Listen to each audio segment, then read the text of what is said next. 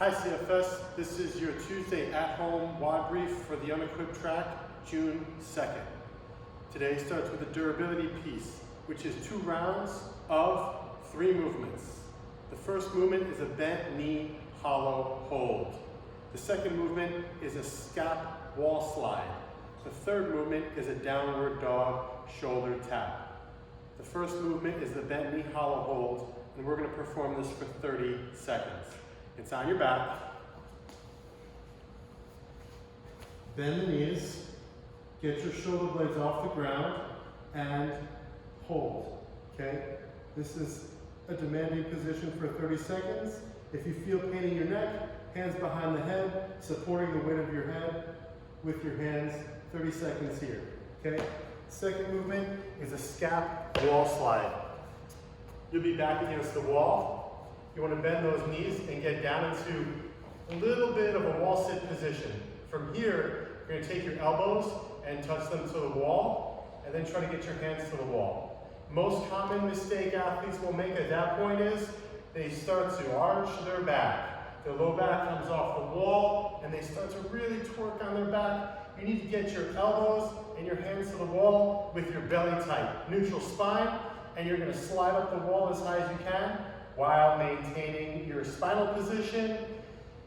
And that's as high as I can go, and then I come back down. I'm doing 10 reps of these, really being diligent to maintain my spinal position, and working hard, and then coming back down. 10 reps, okay? Your third movement, downward dog, shoulder taps.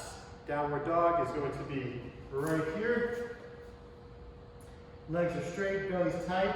I'm going to take one hand off the ground, shoulder tap, shoulder tap, shoulder tap. When I take that one hand off the ground, I need to press hard into the floor so that my shoulder stays active and it doesn't sink down into the socket. Okay? We go through those 3 movements for 2 rounds, and that's 30 seconds of a bent knee hollow hold, 10 reps of a scap wall slide, and then 20 downward dog shoulder taps by 2 rounds.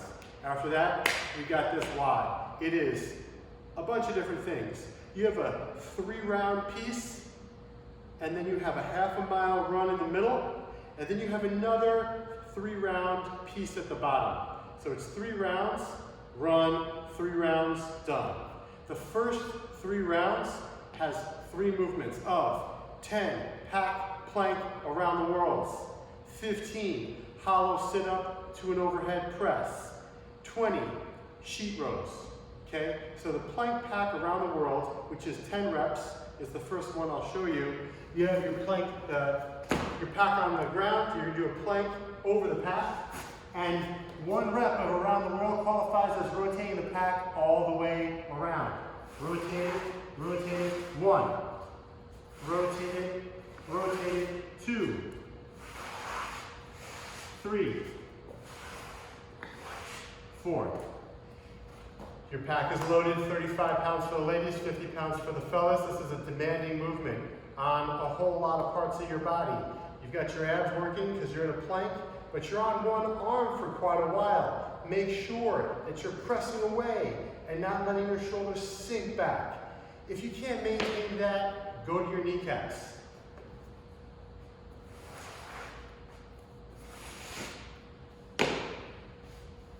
Or make the rotation of the pack half.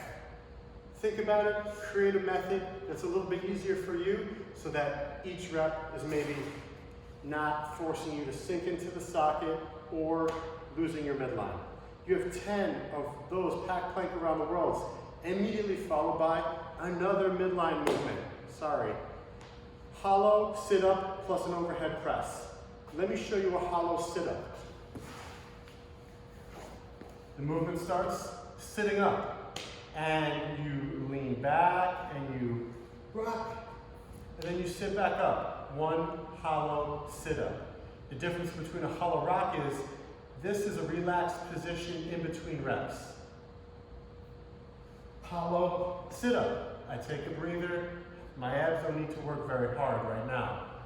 I added an overhead press to the top of the movement. So got your pack, good and heavy. You're gonna lean back, do a hollow sit-up. 1, 2. You got 15 of these, okay? Not gonna be a gimme, you're gonna have to work for those. 50 pounds for the fellas, 35 pounds for the ladies, okay? That's the second movement of the first 3 round piece, okay? To be clear, it's kind of be in this area of your YouTube video. Okay, the third movement is a sheet row.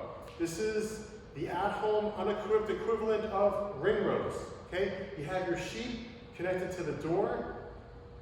This door, if there was one here, would have to open that way, okay? If you're doing a sheet row here and the door opens this way, you're in trouble. Chances are good that door is going to come off the lock and then boom, you're on your butt. Anyways, sheet row, ring row, you're here, your belly's tight, you have a neutral spine, control all the way down and up. The most common mistake we see, there are 2. Not showing control, going down quickly and hitting end range with momentum, not nice.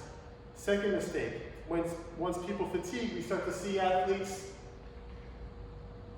arching their low back, another mistake. Avoid them both, think about what you're doing. After you've done 10 plank pack around the world, 15 hollow sit-up plus overhead press, 20 sheet rows times 3 rounds, you've earned yourself a half-a-mile run. You get your run done, then you come on back, and you have 3 more rounds, but you only have 2 movements this time. 25 sit-ups, and then 32 arm pack rows. The sit-up. Sit on your backside, you go all the way back, and you go all the way up. Shoulders are over your hips at the top, and when you're in the bottom position, you've touched the ground with your hands. Okay, that's a sit-up. 32 arm pack rows. This is not all that hard for your arms. Chances are good, a 35-pound pack divided by both hands isn't really going to exhaust your arms. It's more about the position that you're in for a pretty long period of time. 30 reps by 3 rounds, that's going to be some time. In this bent over position, my butt, my legs, my abs, they're going to start to scream, and I'm going to have to maintain my position. And I'm just doing a 2-arm row, pulling the pack up to my abdomen. 1, 2, 3, 4, and so on, okay? The workout ends with 3 rounds of 25 sit-ups and 30 2-arm pack rows. Good luck, CFS.